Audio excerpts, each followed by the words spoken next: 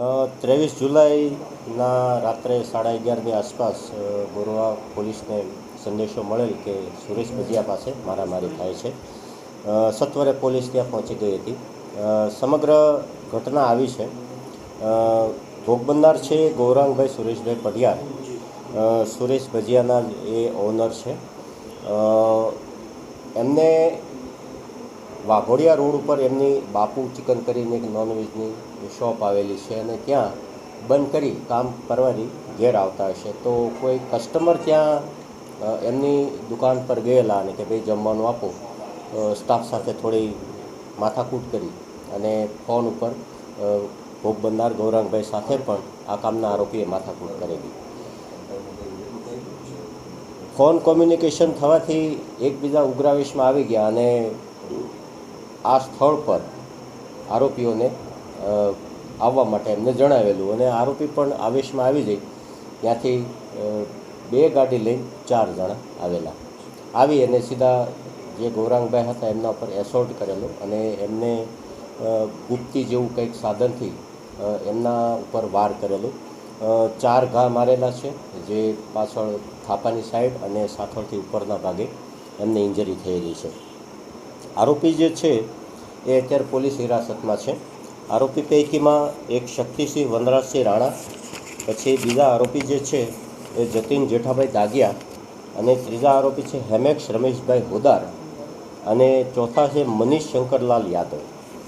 4 આરોપીને પોલીસે અટક કર્યા છે. બંને વ્હીકલ પણ કબજે લેવામાં આવેલ છે જે ગુનામાં વપરાયેલા છે. શક્તિસિંહ જે છે એમના વિરુદ્ધ મકરપુરા પોલીસ સ્ટેશનમાં ગુના દાખલ થયેલા છે. એ સિવાય બીજા કોઈ આરોપીઓનો ગુનાહિત ઇતિહાસ નથી. હાલ એ માહિતી અવેલેબલ નથી. પ્રથમ દ્રષ્ટિએ જોતાં કોઈ રાજકીય પક્ષ સાથે કે રાજકીય બાબત સાથે સંકળાયેલા હોય એવું લાગતું નથી. નવા કાયદા પ્રમાણે 54, 115, 118(2), 296(b) તથા જીપીએફ કલમ 135 આ મુજબ ગુનો રજીસ્ટર કરવામાં આવેલ છે.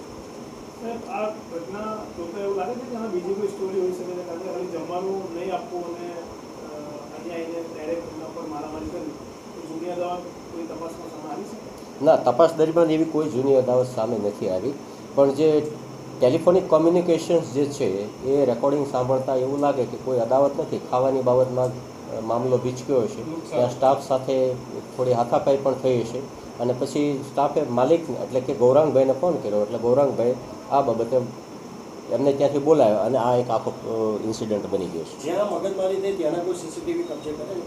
હા, તપાસના કામે લઈશું. 4 વ્યક્તિઓ હતા કે વધારે હતા? કારણ કે જે તે સમયે ઘટના બની ત્યારે તેના પરિવારજનોનું 6 થી 7 લોકો આવ્યા.